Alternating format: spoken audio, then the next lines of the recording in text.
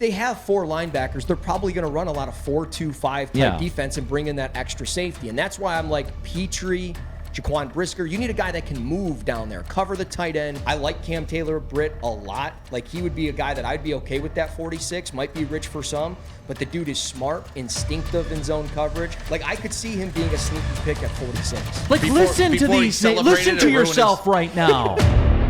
So here we are, round 2. I gave you the names earlier. I'll spin through them again real quick just to wet your whistle a little bit. Andrew Booth had a first-round grade. He is still available. These are, again, just some of the highlights. Nakobe Dean, obviously Malik Willis is out there as well. Kenneth Walker for the Michigan State fans.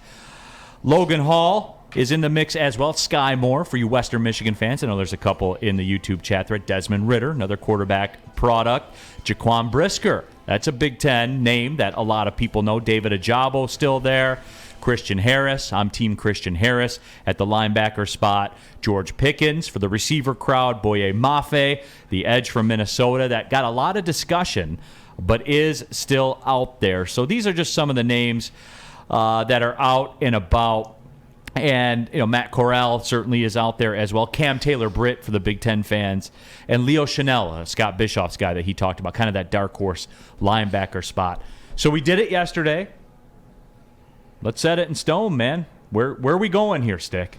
Well, a position that we haven't even brought up in the first round or just all the names you mentioned, running back.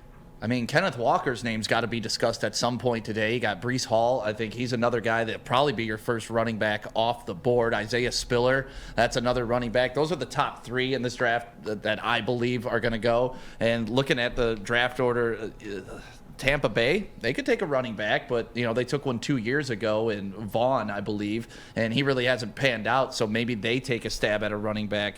Vikings, they don't need a running back. Jets, no, they took Michael Carter last year. Giants, they got injury-prone Saquon, but Houston may take a running back. So I'm really interested to see where Kenneth Walker winds up today. I think he is definitely a round 2 draft pick. He's proven that. Obviously a Heisman, should have been Heisman candidate, Final Four, but he wasn't. Either way, he's got to go today, and it's, to me, that's my interest in today, besides what the Lions are doing with their pick, where Kenneth Walker is going to land. And could the Lions take Kenneth Walker?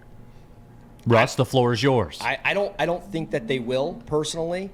I could see the Giants pulling the trigger on a Kenneth Walker or something like that and then moving Saquon Barkley at some point to clear some space, do your thing. That makes a lot of sense. The Texans, I think, are a no-brainer for a running back. They need something offensively there for Davis Mills. The Jets... They need a quarterback for Davis Mills. That's what they need. They buy into him, though, don't they? No, he's good. Yeah, the Texans honestly, buy into that was him. a sneaky pick last year. And I clowned it. I remember when they remember that early season game where Houston was on national TV? And I was sitting here, and somebody asked me in the chat, you gonna watch? Because I make it a thing. I don't watch your crappy Thursday night football games, NFL. I don't do it. And I said, oh, you want me to watch Davis Mills at quarterback? No, I'll pass, and I'll watch UNC Florida State or whoever it is. I watch college on Thursday, man. That's how I operate. But they're comfortable with him. They are. And, I mean, it wouldn't surprise me. They got the offensive lineman there early, in the middle of the first round yesterday, the running back. Kenneth Walker would make a lot of sense. Breece Hall would make some sense there. I'm curious with the Seahawks, 40-41. They did a lot of research on Desmond Ridder. Could they be the team that takes the first quarterback here at 40 or 41? And with Chris Carson and the neck concern, I know Rashad Penny came on late for them last year, but do they look at a Kenneth Walker, Breece Hall type guy? Yeah. And honestly, I know we mentioned Isaiah Spiller. I like Isaiah Spiller a lot, but I would be kind of upset if they took him at 46. Because we're not, the running back thing, we have 2 good ones. That's a luxury pick, and we're not at that luxury spot yet. Right. You know what I mean? You're passing on potentially Andrew Booth if he's there, Nakobe Dean, Jaquan Brisker. I like Cam Taylor-Britt a lot. He would be a guy that I'd be okay with that 46. Might be rich for some, but the dude is smart, instinctive in zone coverage. When I talked to him down at the Senior Bowl, he told me Chris Olave gave him nightmares, and he was like, I have to watch his feet all the time. He's like, I think I held my own, and if you watch him against Michigan, first play of the game, he lights somebody up on the sideline. I could see him being a sneaky pick at 46. And our YouTube chat thread here on Mark M is on board with me. He and I are locked at the hip here. Christian Harris for the Lions with number 46 at round 2. That's where I am as well. And look, the bottom line for me is this. When's the last time the Lions had a good linebacker? For real. Hopefully Derek Chris Barnes. Spielman. Chris Spielman. No, like, for real, man. Ernie Sims. Like Ernie Sims is okay. I mean, he wasn't transcendent. He by was any stretch Lions of- good. Yeah. Right. Yeah. Good for the Lions. He was Lions good. We but mentioned see, Boss Bailey, Teddy Lehman. Stephen Tulloch, maybe? Tulloch. Like, listen to before he these names. celebrated Listen to and ruined yourself right now. Listen to DeAndre you. Levy. Can we agree DeAndre Levy? Okay, that's fair. Okay, For that's a fair. flash in the pan. Before he started getting before on he- airplanes and stuff. Yeah, and- before he hated football by playing in Detroit and quit on us. Yeah. But honestly, he had the skill set to be an elite linebacker, so that's the last good linebacker I can point to.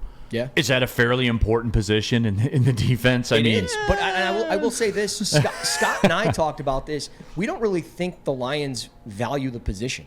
Like, they brought back Alex Anzalone, and if you look at their roster right now, Sean Dion Hamilton, Alex Anzalone, Derek Barnes. I'm missing a name in there. There are like a lot of 4-2-5. Jared Davis. Yeah, Jared Davis. Yeah. Thank you, Oh, yeah, they Spencer. brought him back. And so, like, they have 4 linebackers. They're probably going to run a lot of 4-2-5 type Yeah. defense and bring in that extra safety. And that's why I'm like, Petrie, Jaquan Brisker, you need a guy that can move down there, cover the tight end, get the running backs, maybe get a slot receiver or something as you exchange your zone coverage and stuff like that in certain spots in the drop. So, like, I'm okay with that. And, like, they did a lot of research on these 2 names. Brian Asamoah out of Oklahoma, similar size as far as, like, a Christian Harris, a 6 foot, 225, 228 pound linebacker that can kind of run like the wind. He ran a sub 4.6. But Devin Harper from Oklahoma State might be a UDFA guy or a late 6th or 7th round pick, but he's got a 41-inch vertical, moves pretty well for his size, kind of is living in the shadows of his teammate Malcolm Rodriguez down there at OK State. So, like, I think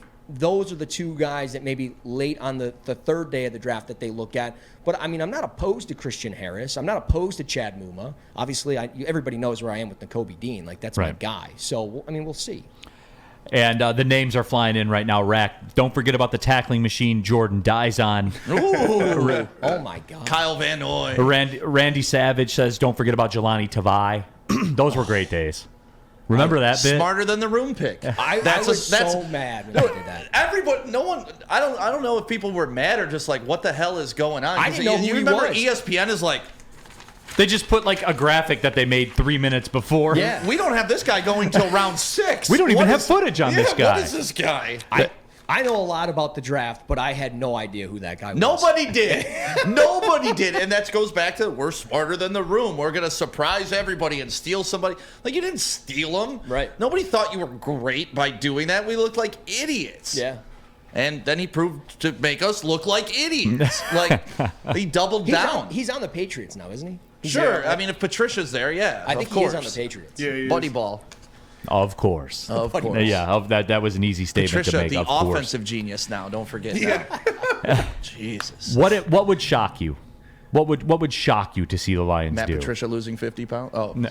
Honestly, it would surprise me with 2 positions, running back or receiver. I would be a little surprised if they doubled down at receiver, and I would just be stunned if they did the running back. Those are luxuries, and this team is just not built to have that luxury. They have, as we mentioned, a hole at linebacker. They need another safety. They could utilize another corner despite the depth there.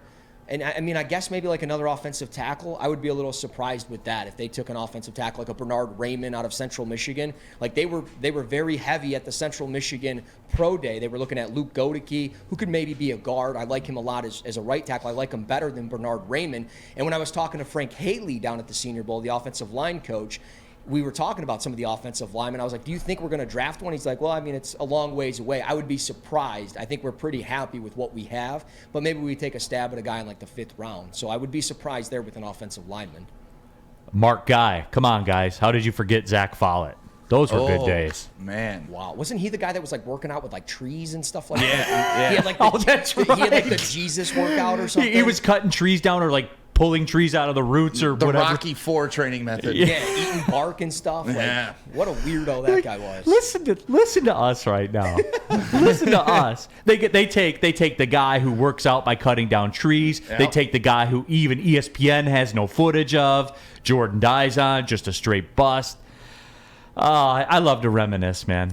I do. You forget about those guys. You too. do. You do forget about it. You blissfully forget about those guys. So someone brings them up and then it just raises your heart pressure. Like, what were we thinking? And then I circle back and tell you guys why I have a lot of PTSD, why I always think that the worst possible thing is going to happen. And then you go look at those drafts and like, oh, and who could we have taken? Who was right behind him? And it's always like, oh, we could have had Tom Brady. Oh, we could have had Ray Lewis. It's like, oh, Jesus, we just botched everything.